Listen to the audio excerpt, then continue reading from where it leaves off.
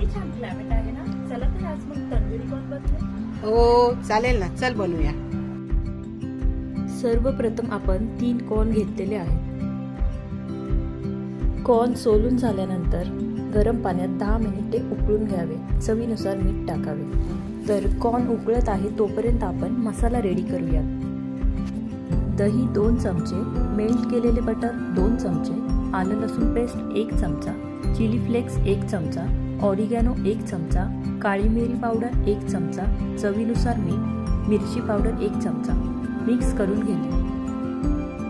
10 मिनिटे कॉर्न उकळून घेतलेले आहेत. आता त्याला थंड करून घेणे. तयार केलेला मसाला लावून घेणे.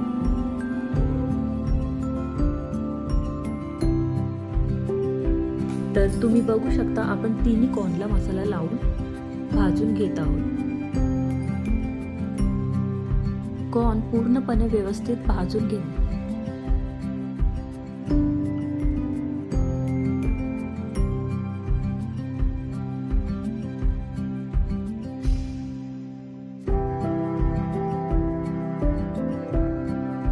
कॉर्न व्यवस्थित भाजून घेणे आणि गरम गरम सर्व करणे.